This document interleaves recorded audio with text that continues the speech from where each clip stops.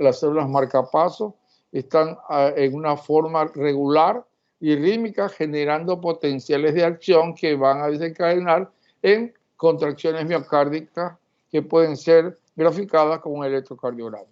Entonces, usted no necesita, si hay un músculo, dígame. No se olvide de iniciar la grabación, por Ay, favor. Perfecto, es que no me has dicho eso. Tienen que hacerme acuerdo. Vamos a grabar. Entonces, ya estamos en grabación.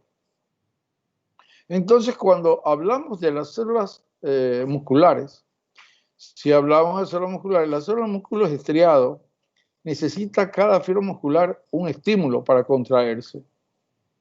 En cambio, las células cardíacas forman un tejido cardíaco que se llama un sincitio. Se han de haber estudiado eso, ¿no? El sincitio, que es como una red que basta que se estimule un área del corazón, se contrae todo el corazón. ¿Ya? Entonces, las células marcapasos, las células autonómicas, ellas tienen la capacidad, sin necesidad de ser estimuladas, de tener una autonomía y producir potenciales de acciones rítmicos que generan las contracciones de 80 a 100 latidos por minuto. A ver, Eduardo, dime, ¿qué estudiaste, Eduardo? ¿O no? No he leído nada de enterrítmicos. Por Dios santo. ¿Y por qué, hombre, si tú sí estudias? Ah, ¿qué es que está pasando? María José tampoco ha leído, se inventó un ritmo de un artista. No, yo sí leí. Ah, y sí, eso es lo que yo entendí. a ver, bueno, vamos a ver, María José. Tú que has leído, ¿no? A ver. Vas a decir, ¿cómo se clasifican las arritmias según Vaughan Williams? O sea, la clasificación del libro. 4 clases, 4 clasificaciones. La primera, la primera que son los bloqueadores de canales de sodio. La segunda que son los bloqueadores adrenérgicos beta. La tercera que son los bloqueadores de los canales de potasio. La cuarta son los bloqueadores de los canales de calcio. Y la fase 1. Espere, un momento. Y la primera se va a clasificar en A1, no, 1A, 1B y 1C. Y ahí ya dependiendo de la afinidad, cuál es el que se usa más y cuál se usa menos dependiendo de la ritmo. Si es supra, ventricular, ventricular o interventricular. No, eso no dice. Bueno, eso es lo que yo entendí. Pésimo. Pero sí está eso. No. Bueno, es importante conocer el potencial de acción, María José. Bueno, así lo entendiste, pues te lo voy a explicar yo mejor. Ok, muy bien. Espero que hayan leído, porque si no han leído no van a entender lo que yo voy a hablar. Van a creer que estoy hablando hebreo. ¿Ya? Y ahí sí se complica la cosa. Y mañana tiene el grupo A2P, A1P, tiene examen. Entonces vamos a compartir esta diapositiva, que son mías. Yo hice este resumen para un concurso en que yo participé. Y las he guardado siempre porque me gustó cómo quedó y cómo les puedo enseñar. Así que les voy a compartir. Y para mañana no quiero que me pongan mi misma diapositiva. Tienen que usted cambiarla, ¿no? La exposición que van a hacer. No que le cambien los colores y ponen mi misma diapositiva. No hay ningún esfuerzo, ningún trabajo. Por eso no se las quería dar, pero ya se las di. Ok. Vamos a compartir.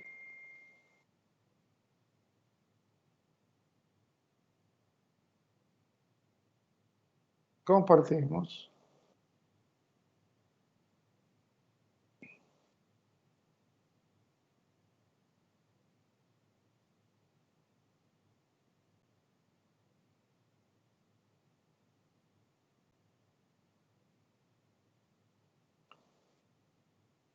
¿Me cuentas, María José, si estás viendo que estoy compartiendo una diapositiva? Sí, doctor. Sí.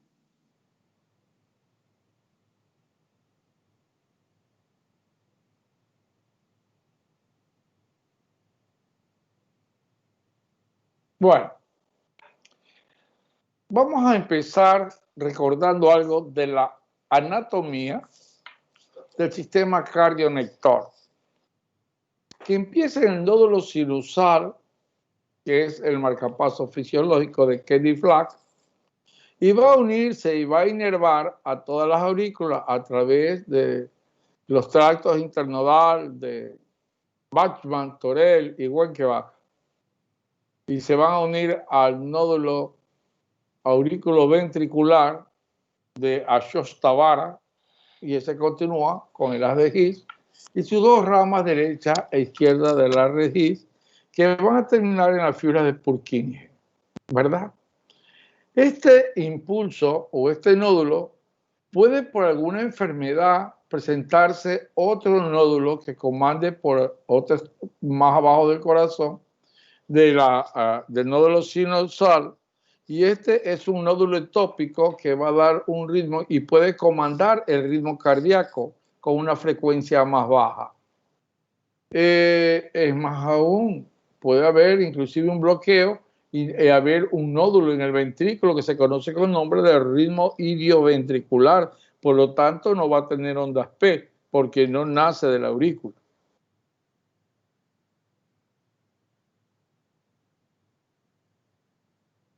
Estamos hablando del potencial de acción y vamos a recordar un poco el potencial de acción. Es aquel que parte del potencial de membrana en reposo en la fibra miocárdica o cualquier fibra menos de 90 milivoltios, y luego se van a abrir las compuertas de sodio para que ingrese el sodio y se produzca la despolarización celular, ¿no? Y va a aumentar la fase 0 hasta más 30 milivoltios. A esto se llama despolarización. En esta fase es cuando se va a producir la contracción del músculo cardíaco y en el electrocardiograma se va a evidenciar por la onda R, ¿verdad? Luego viene la fase de repolarización, que en la fibra muscular estriada inmediatamente desciende, pero en la fibra cardíaca la repolarización está compuesta por 4 fases. La fase 1, la salida de potasio; la fase 2 o meseta, la entrada de sodio y calcio; la fase 3, la salida de potasio; y la fase 4, la bomba de sodio-potasio TPasa, que trata de mantener o mantiene las concentraciones iónicas y del potencial de reposo negativo. Ok, vamos acá a unir el potencial de acción que está aquí con el complejo QRST del electrocardiograma. Esto solo es para evidenciar que en esta fase 0, que es la despolarización, es donde se va a producir la contracción ventricular evidenciada en el electrocardiograma por la onda R. Luego viene la repolarización formada en 1, 2, 3, 4 fases que están dadas por los intercambios, por las salidas o la apertura de los canales de potasio o de la entrada del canal de sodio o salidas de potasio. Bueno, ¿cómo actúan los antiarrítmicos? Los antiarrítmicos van a actuar bloqueando estos canales, ¿no? Para que, si los antiarrítmicos que mencionó María José decía que bloqueaban los canales, fase 1, bloqueaban los canales de sodio, entonces esta fase 0 va a desplazarse ya no con tanta potencia, va a bajar la conducción. Y este bloqueo no va a permitir que se relacionen los iones de sodio y calcio con el potasio. Por lo tanto, este potencial va a disminuir la fase 0 y también va a disminuir la pendiente de la meseta, la pendiente de la fase 4 de la despolarización diastólica, que va a generar la despolarización de la fibra miocárdica para el siguiente potencial de acción. Bueno, También quiero hacerles acuerdo, porque cuando hablamos de arritmia, vamos a decir que los antiarrítmicos que vamos a utilizar, y la mayoría de ellos, algunos de ellos tienen una capacidad de producir arritmias. ¿Cómo? ¿Un antiarrítmico produciendo arritmias? Sí, son proarrítmicos, la mayoría de los antiarrítmicos. ¿Por qué mecanismos producen arritmia los antiarrítmicos? Y todo fármaco que prolongue la reproyección, es decir, el segmento ST. Es decir, ¿qué pasa cuando se prolonga el segmento ST? Por eso ustedes cuando hablaban las clases de antibióticos y hablan de los macrólidos, decía, estos fármacos como reacción adversa produce prolongación del QTC y ese QT corregido, hay que tener cuidado porque puede desencadenar arritmias graves y hay que tener cuidado con otros fármacos que estén tomando, fármacos antiarrítmicos, porque puede generar arritmias fatales que pueden llevar a la muerte, como la fibrilación ventricular, como la taquicardia de puntas entorchadas o torsade de point, ¿verdad? Entonces, ok, aquí tenemos que, ¿por qué se produce esto? Vamos a ver. Porque no sé si se recuerdan en fisiología cuando estudiaron el potencial de acción, que aquí había un periodo refractario absoluto, que aquí ningún estímulo va a producir otro potencial de acción. Pero hay un periodo refractario relativo, ¿no? En el cual, en este periodo refractario relativo, cualquier subumbral puede generar otro potencial de acción. Pero este potencial de acción, como no nace de menos 90 milivoltios, no va a tener la misma estructura geométrica que este potencial de acción y va a salir un potencial de acción aberrado. Este potencial de acción que nace a nivel del periodo refractario relativo puede ser el gatillo para producirse una taquicardia polimorfa ventricular llamada torsade de point que puede llevar a la muerte si no las trata. Ahora, ¿qué significa eso? Que todo fármaco que prolongue el potencial de acción es proarritmogénico, que puede causar arritmia. Ahora vamos a hablar de la clasificación de Vaughan-Williams. María José no lo conocía el nombre, te lo presento. A Vaughan-Williams 1992 y hasta la actualidad sigue estando vigente. Este va a clasificar los antiarrítmicos según el mecanismo de acción. En clase 1, como bien lo dijo ella, los bloqueos de los canales de sodio. La fase 2, los antagonistas de los sectores beta-adrenérgicos, los fármacos antiarrítmicos de clase 3, los que prolongan el potencial de acción, y los de la fase 4 o clase 4, antagonistas de los canales de calcio, y otros como la degosina y la adenosina. Aquí, en este cuadro, como clasifico los antiarrítmicos, tenemos que los clase 1 se clasifican o se subclasifican en 1A, 1B, 1C. ¿Cuáles son los fármacos que pertenecen al 1A? La quinidina, la procainamida y la disopiridina, o disopiridina, dice ahí. Bueno, los 1B, la lidocaína, la maxiletina. Los 1C, la flecainida y la propafenona. Los beta bloqueantes son de la clase 2, como el metoprolol, el propanolol y el esmolol. Los de la clase 3 son los bloqueantes de los canales de potasio, como la miodarona, la dronedarona, el sotalol, la dofetilida y el ibutilida. Y los de la clase 4 son los bloqueantes de los canales de calcio no de hidropiridínico, como el verapamilo y el diltiazem. Bien, aquí vamos a hablar de los antiarrítmicos de clase 1. Aquí tenemos los 1A. ¿Cómo actúan los 1A? Bloquean los canales de sodio. Todos bloquean los canales de sodio. El 1A, 1B, 1C bloquean los canales de sodio. ¿Ok? Enlentecen la fase 0 de despolarización de la fibra musculoventricular. Aquí ven esto. ¿Cuáles son clase 1? La quinidina, la lisopiramida y la procainamida. ¿Qué va a hacer? Como va a bloquear la entrada de los canales de sodio, va a enlentecer el ascenso de la fase 0. Entonces, tiene una disminución de la fase 0.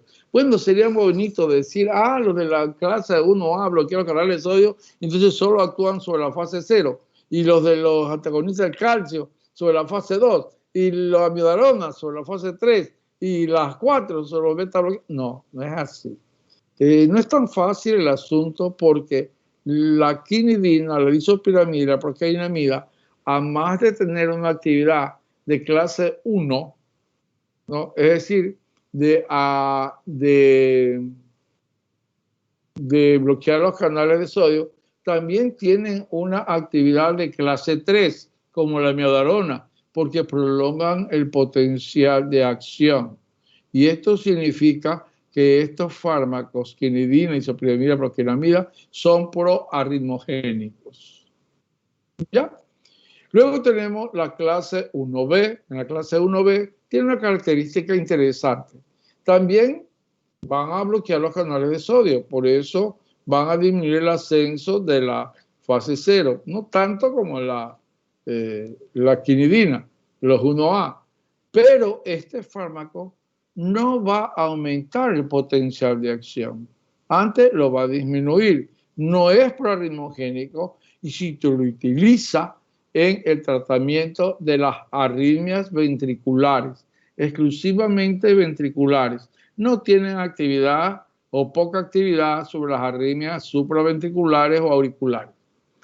Aquí tenemos la lidocaína, la mexiletina y la tocainida. Luego tenemos los fármacos de clase 1C, como la flecainida, propafenona y encainida. Estos sí van a actuar deprimiendo de una manera importante a los canales de sodio y van a deprimir el ascenso de la fase 0 de manera marcada. Y va a despolarizar también la fibra del músculo ventricular, produciendo una bradicardia. No tiene una tanta actividad sobre aumentar el potencial de acción, pero va a producir un enlatecer de forma marcada, ¿no? La conducción. Vamos a estudiar cada uno de ellos. Aquí tenemos la clasificación de los medicamentos. 1A, la quinidina, la procainamida y la disopiramida. Mecanismo de acción. Estos fármacos bloquean los canales de sodio. Entensa el acceso de la fase 0. Disminuye la pendiente de fase 4. Inhibe los canales de potasio porque tienen actividad de clase 3. Bloquean los canales de calcio también. Tienen actividad de clase 4. Acciones anticolinérgicas y bloquean especialmente la quinidina. Tienen la actividad bloqueadora alfa-adrenérgica leve. ¿Ya? Los usos terapéuticos están indicados en el tratamiento de las taquiarritmias auriculares, arritmias de la unión aurículo-ventricular, arritmias ventriculares, la cardioversión.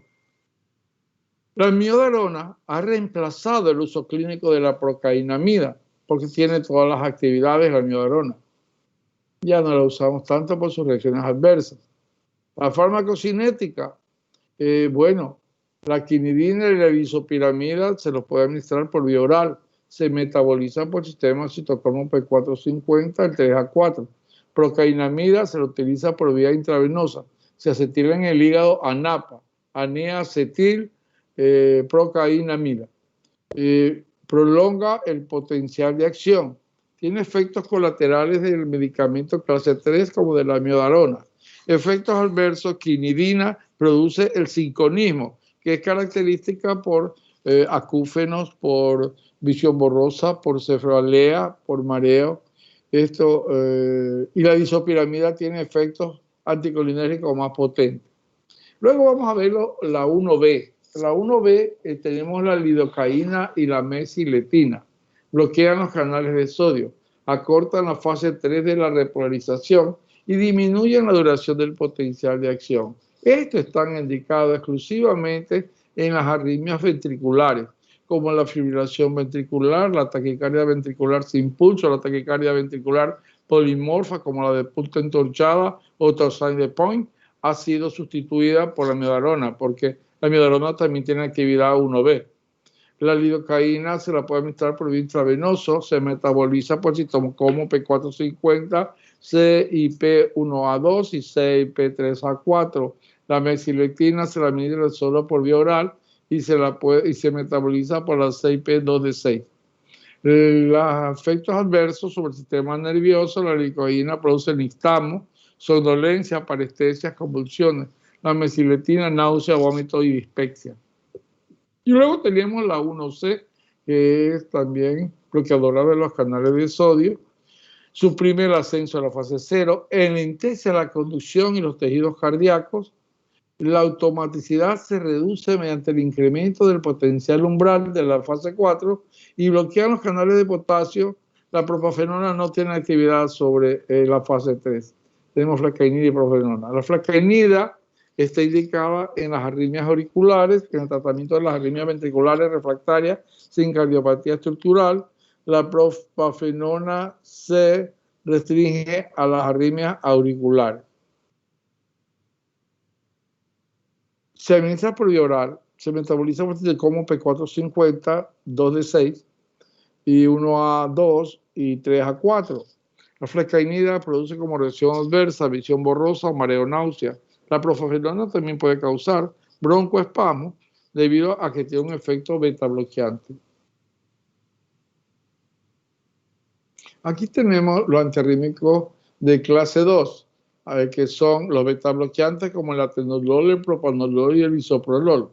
Estos los antagonistas beta ya están aquí, disminuyen la fase 4, aquí está la fase 4, mira a cuánto la disminuye la fase 4, la deprime, esto deprime la automaticidad, prolonga la conducción auriculoventricular y reduce la frecuencia cardíaca. Usos terapéuticos, taquiarritmias causadas por actividad simpática aumentada, como le dije, que estaba esperando el machomen que llegó de España y el otro que llegó de Guayaquil, ya no sabía cómo entró el pánico y tuvo una taquicardia sinusal adrenérgica. Si es muy alta, habría que darle un beta bloqueante. La farmacocinética también se le utiliza en el aliteo de la fibrilación auricular para bloquear la frecuencia ventricular. Las taquicardias por reentrada auriculoventriculares previenen las arritmias ventriculares post-infarto agudo de miocardio. Oh, qué pena, me olvidé de hablar de algo, pues ya lo vamos a poner al final. Me acuerdo que necesito hablar de las taquicardias de reentrada. La farmacocinética por vía oral, intravenosa, y se metaboliza por el citocromo P450, 2 de 6. Los efectos adversos, broncoespasmo. Luego vamos a hablar de los antiarrítmicos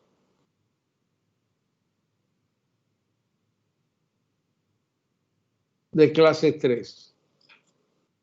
Bueno, estos antiarrítmicos bloquean los canales de potasio, disminuyen la corriente de salida de potasio durante la repolarización, prolonga la duración del potencial de acción sin alterar la fase 0 de la despolarización, prolonga el periodo refractario efectivo, incrementa la refractariedad y potencial es un fármaco potencial de producir o inducir arritmias.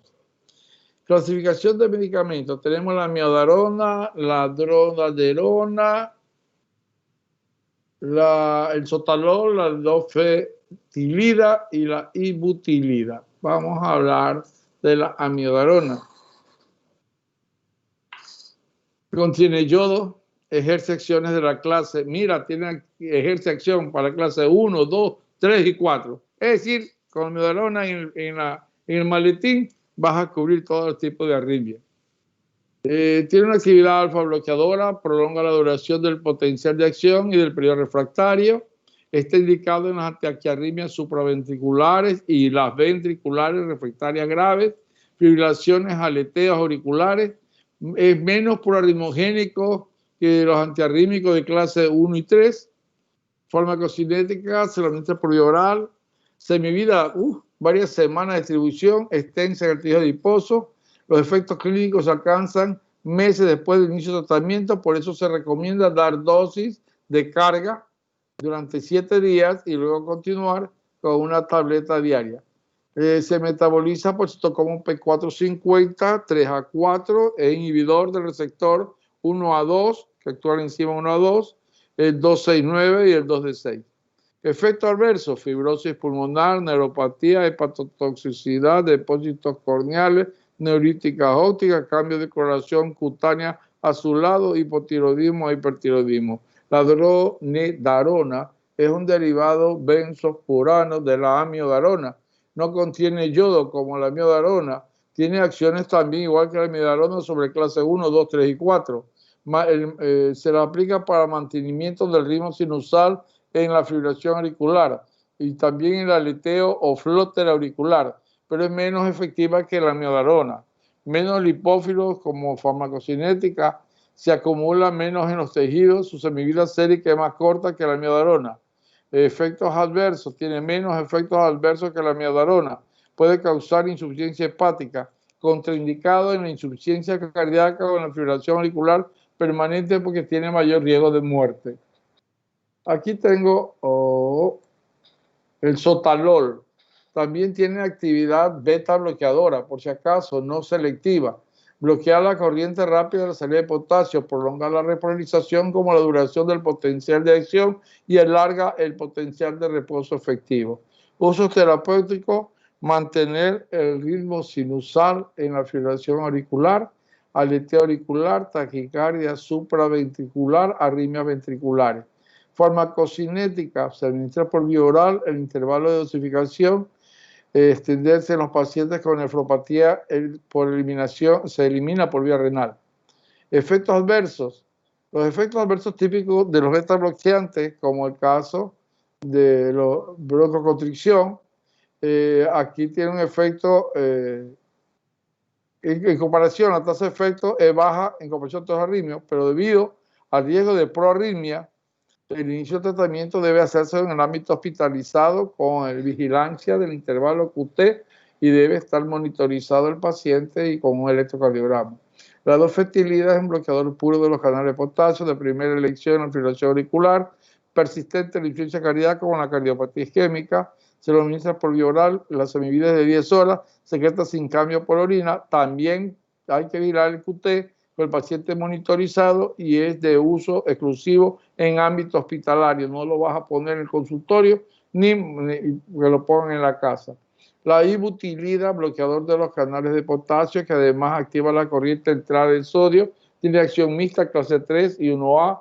Cardioversión química, se lo utiliza, tiene actividad en la cardioversión química auricular, pero la cardioversión eléctrica lo ha sustituido. Experimenta metabolismo de primer paso y no se administra por vía oral. Igual, recomendaciones en rojo sobre la proarritmia. Ahora tenemos los fármacos, estos son los fármacos antiarrítmicos clase 3, la amiodarona, sotalol, dofetilida y dronedarona.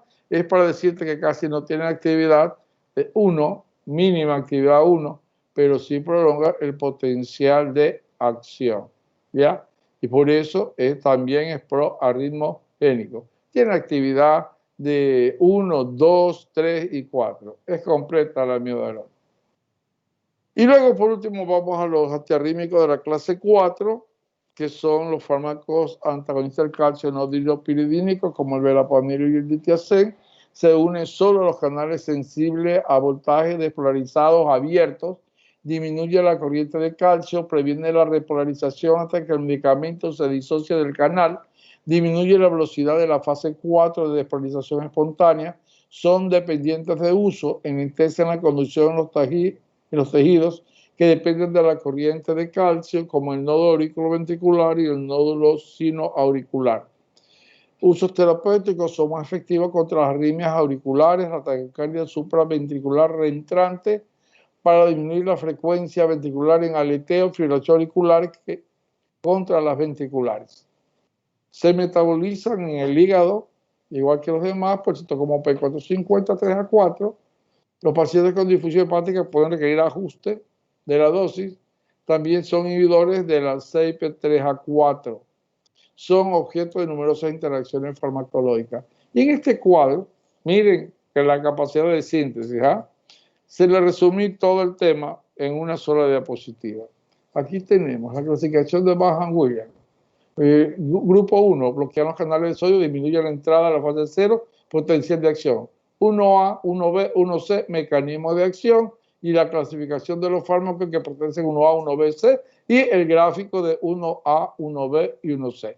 Y en la número 2, bloqueante beta con Aquí está la clasificación, el gráfico para poder explicar a los boquetes beta. Y aquí tenemos los fármacos de clase 3 y acá los fármacos de clase 4. Esta es mi diapositiva de conclusión. Espero que les haya gustado la clase, que les hayan entendido. Ahorita podemos hacer todo tipo de preguntas. Ah, me faltaba algo enseñarles. Para eso voy a dejar de compartir y explicar algo que Doctor, me quedó. Dígame. no se olvide de explicar taticardia de entrada, de ¿Eso qué reentrada. voy a hacer? Eso voy a hacer. Entonces vamos a dejar de compartir esto porque no les he explicado la reentrada. Porque han escuchado ustedes ahí taquicardia ventricular, supraventricular de reentrada, ¿no? Entonces vamos a ver por qué se produce la taquicardia de reentrada. Doctor, Vamos a disculpe que ver. lo moleste otra vez. ¿Puede aceptar a Manchón, por favor? No, no lo quiero aceptar. No, ya están adentro, ya lo acabo de aceptar, ya lo vi. ¿Por qué se va Ronaldo Manchón? ¿Ya? Bueno, vamos a, a compartir. Necesito un pizarrón. Disculparán mi arte de dibujo, que no soy tan bueno en esto, pero vamos a hacer todo lo posible para que sea entendible lo que vamos a hacer. Pizarra, vamos a ver, pizarrón.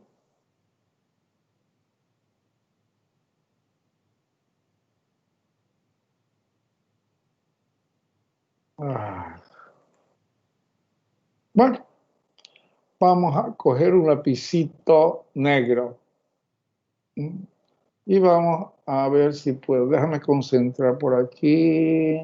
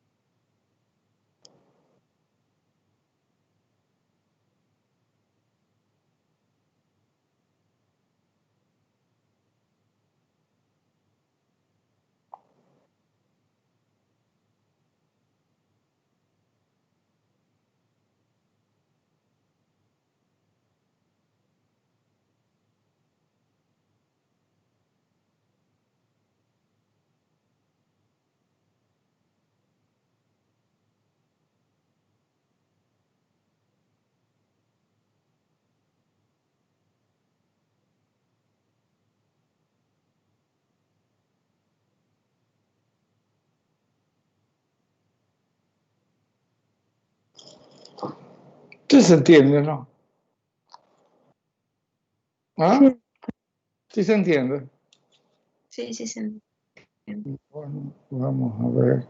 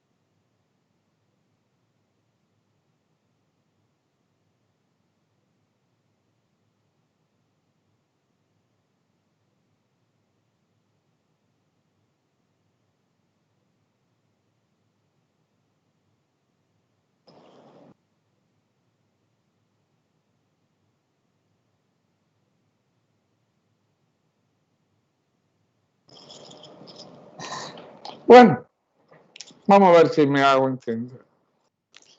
Aquí tenemos al sistema cardiolector en esta silueta cardíaca, que es muy difícil dibujar con mouse, no es tan fácil.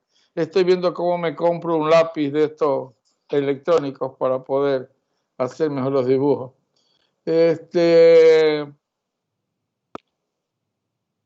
Tenemos una arritmia ocasionada por la generación del impulso. ¿Ya? Esa arritmia también se conoce como autonómica, ¿verdad? Y luego tenemos una arritmia de reentrada. ¿Qué significa reentrada? Que los impulsos, vamos a ver con verde, van a viajar. Vamos a hacer bonito aquí para ver qué es este cuadrito de aquí. Tan, tan.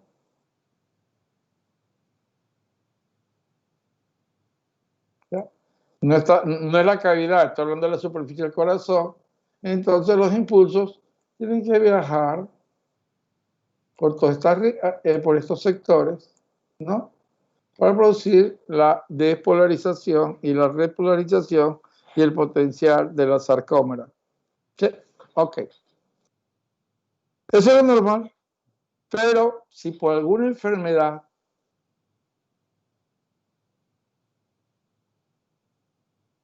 se produce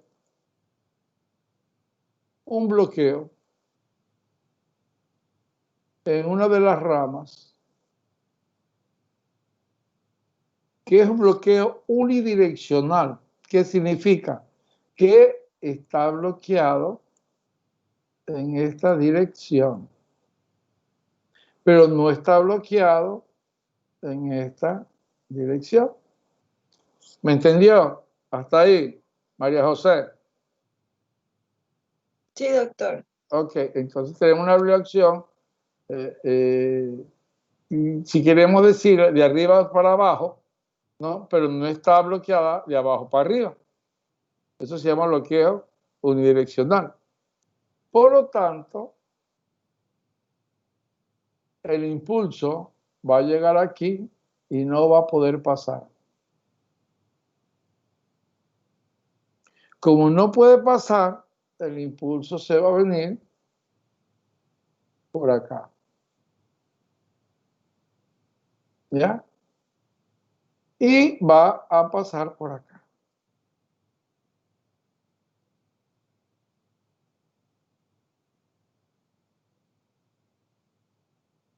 Pero como no hay un bloqueo de arriba para abajo, de abajo para arriba, va a dar la vuelta. Y va a dar la vuelta. Y va a dar la vuelta. Es decir, va a tener reentradas. Va a reentrar tantas veces, pero cada reentrada va a producir un potencial de acción. Y esto se va a expresar como ¿qué? Como una taquicardia.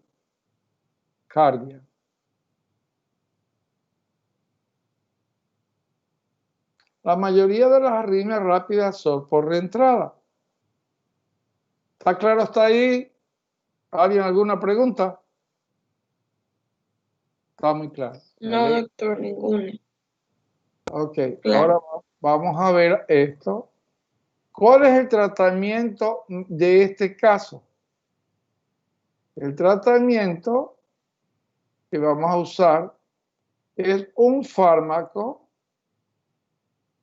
que produzca un bloqueo bidireccional. ¿Sí? Que se bloquee tanto de aquí para acá como de acá para acá. ¿Qué va a pasar? Que los impulsos van a ir por aquí, está bloqueado y se van de nuevo a otra fibra. Y no hay reentrada. Pero, doctor, ¿eso no sería empeorar el bloqueo que ya estaba? No, porque tenemos las fibras musculares dicotomizadas como la fibra nerviosa, cualquier cantidad. Lo que no vas a permitir es la reentrada. Porque, ¿qué pasa? No es que ahí está L, ahí me salió mal. Espérate, déjame borrar la L. No es L. Ya viene el impulso, solamente por aquí está bloqueado, sigue y ya no se mete más. Lo que quiero decir que el tratamiento de una arritmia por reentrada es usar un fármaco que produzca un bloqueo bidireccional.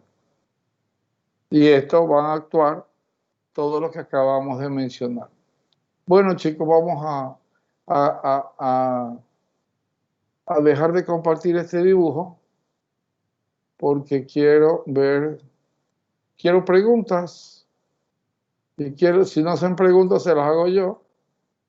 Pero esto tiene que quedar bien clarito.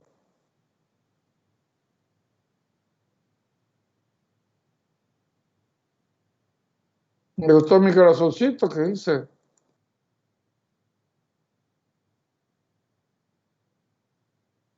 Estos son los 4 edificios de las 4 venas pulmonares, 2 derechas, 2 izquierdas, la vena cava superior, la vena cava inferior. Ya, dejar limpio el pizarrón. Ahora dejamos de compartir.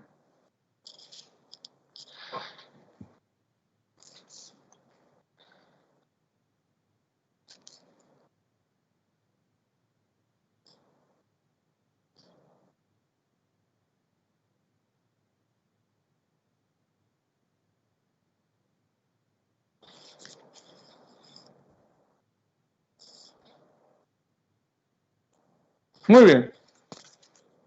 Preguntas. Doctor, esta arritmia de reentrada, o sea, dice que es frecuente en la taquicardia, ¿no? Casi el mecanismo de todas las arritmias, de la mayoría de las arritmias, es por reentrada. Entonces, o sea, ¿cómo sabemos cuándo es arritmia por reentrada? ¿Por el electro? No. Las arritmias se dividen, se clasifican, te dije, en taquicardia supraventriculares, en taquicardias ventriculares, en taquicardia de la unión, ¿no? En arritmias de la unión, no taquicardia, arritmia o taquiarritmia. Por lo general, las autonómicas, la mayoría son taquicardia sinusal, ritmo sinusal, aumento de la frecuencia cardíaca. La mayoría de las taquicardias no se produce por trastorno de reentrada.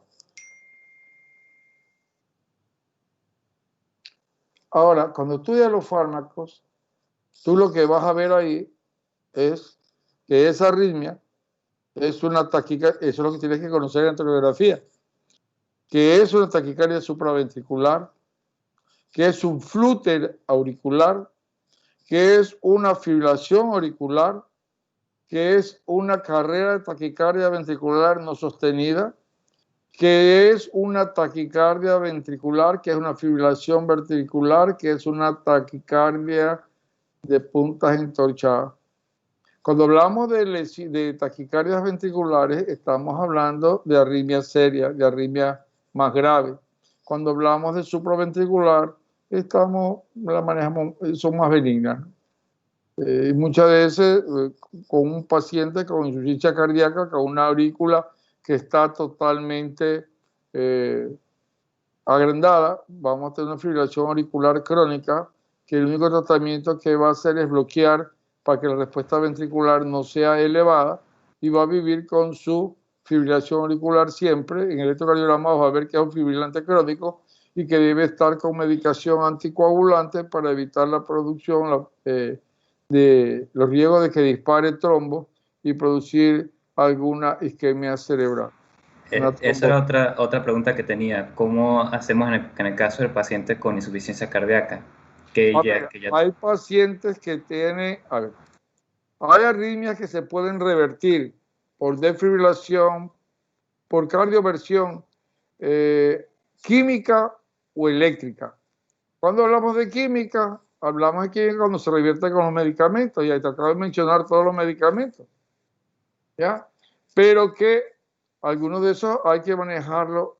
No sé si, cuando yo hablaba de las indicaciones terapéuticas, ahí en ese cuadrito que lo he hecho, ahí están hablando específicamente para que están indicadas. Dice taquicardia ventricular, taquicardia supraventricular, mantenimiento del ritmo sinusal en los pacientes que han tenido fibrilación auricular, flóter auricular, ¿no? Entonces, a ver, no se desesperen ahorita por cardiología, que ese no es el objeto de la clase. A ver, la brillantez y la ambición de querer conocer este sabor riquísimo de cardiología, del electrocardiograma, de la electrofisiología. No, ese no es el motivo de la clase. No, no. Por eso yo no les voy a dar clase de electrocardiografía ni de arritmias cardíacas. Mi clase es de antiarrítmicos, fármacos antiarrítmicos. Ya mismo me imagino que han de recibir, creo que estoy adelantado, no sé si estoy adelantado o estarán atrasados, pero bueno, ya ustedes tienen que recibir electrocardiografía, arritmias cardíacas en fisiopatología cardiovascular. No sé si ya están recibiendo. No, todavía no. ¿Está en cardiovascular ya? Sí, ya entramos, pero todavía por ahí no. ¿En qué momento me fui adelante? No entiendo yo. Bueno, yo he seguido el sílabo, ¿no? Al pie de la letra, pero ya, les va a servir todo lo que hemos hablado. Cuando el profesor de fisiopatología le enseña arritmia, ustedes ya saben. ¿Verdad?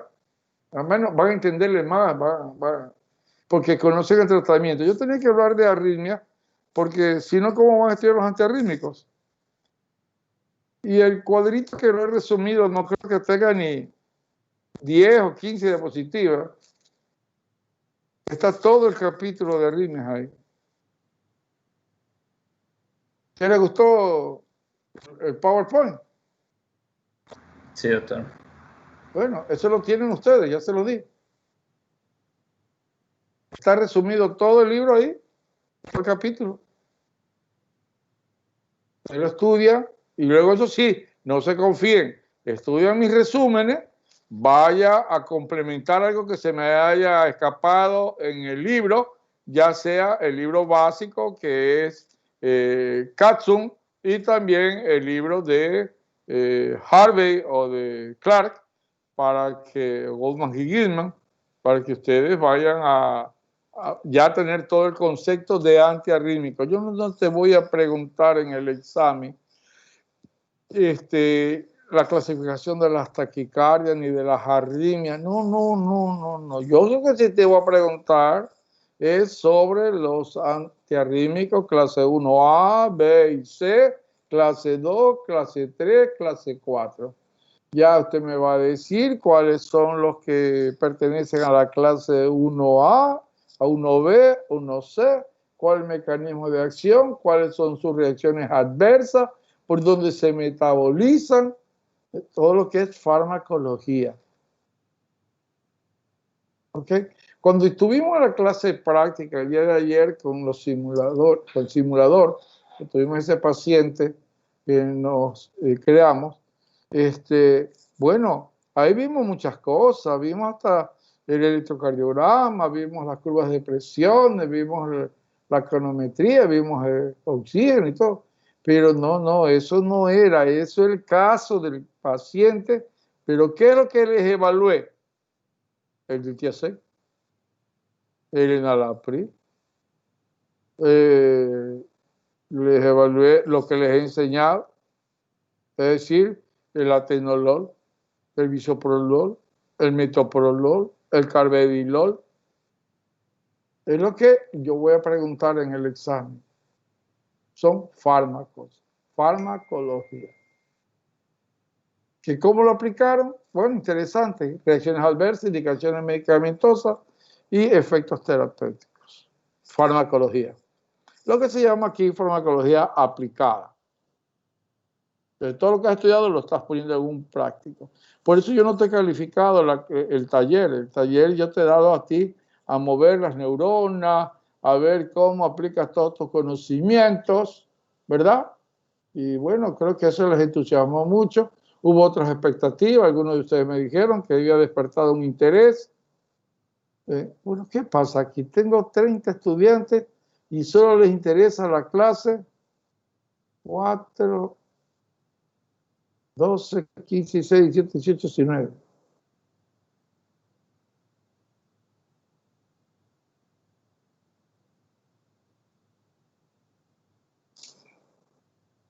Yo pensaba que estaba en clase práctica.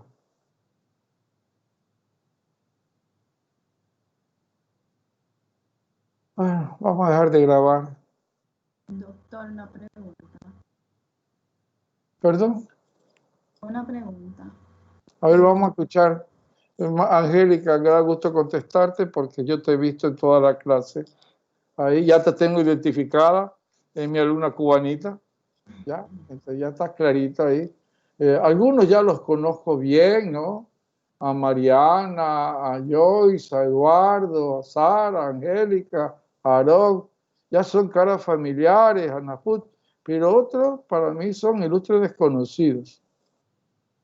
Si dirán ustedes, doctor, yo fui su alumno, yo no te conozco, nunca te he visto en clase. No, doctor, yo tengo presente. Estarás presente porque contesta y apaga la cámara. Yo no sé quién eres. ¿No? Sí, ya. A Francesca, que participa en clase. Pero los escondiditos sigan escondidos nomás, ¿no? Es decepcionante. Pero bueno, vamos. A ver, discúlpame, Angélica. Cuéntame, tu pregunta me es interesante a mí. Dime. Usted dijo que la amiodarona se podía usar para todo tipo de arritmia. Ajá. Entonces, ¿la podemos usar para este tipo de arritmia de reentrada también? ¿Es eficaz ahí? Sí, mira, Angélica. La amiodarona, desde que vino la amiodarona, tiene actividad para todo tipo de arritmia. Si tú ves ahí, tiene todo arritmia. Es más, tiene una actividad sobre una arritmia que se llama síndrome de preexcitación, que no lo tienen los demás antiarrítmicos, hay que tener mucho cuidado. No quería entrar en esto porque esto te lo van a enseñar en cardiología, que se llama el síndrome de Ward-Parkinson-White o Longan. También hay el síndrome de preexcitación de Longano-Levine y de Manager. Entonces, estos signos, estos síndromes de preexcitación, no puedes usar, al menos en Ward-Parkinson-White, no, ni antagonista del calcio, ni beta bloqueante, ni digoxina, porque te produce una macro reentrada horrorosa y se te puede morir el paciente. ¿Ya? Pero puedes utilizar como tranquila, ¿no? La adenosina y también tranquila, más que todo, amiodarona. Entonces, si yo tengo un paciente con una arritmia que no sé cuál es, porque ¿sabes qué? Parece mentira. Yo quiero verlos a ustedes que se acuerden de mí, de esta clase, cuando ustedes me digan a mí, doctor, ¿y cómo diagnostico un síndrome de Ward-Parkinson-White en una taquicardia supraventricular rápida? ¿Cómo sé yo que es Ward-Parkinson-White si solo veo puras rayas ahí? Ah, bonito, dice el síndrome de Ward-Parkinson-White, cuando se ve la onda P pegada a la onda Q, o a la R, bonito, la R empastada y la T invertida. Mira eso, es una taquicardia supraventricular. A ver si sabe qué es eso. Solo ve rayas ahí, y a ver qué le bajada. Entonces ahí yo te digo, ¿sabes qué? No, gotéle amiodarona, paró. Ah, bueno, fue Ward-Parkinson-White, ok, ya.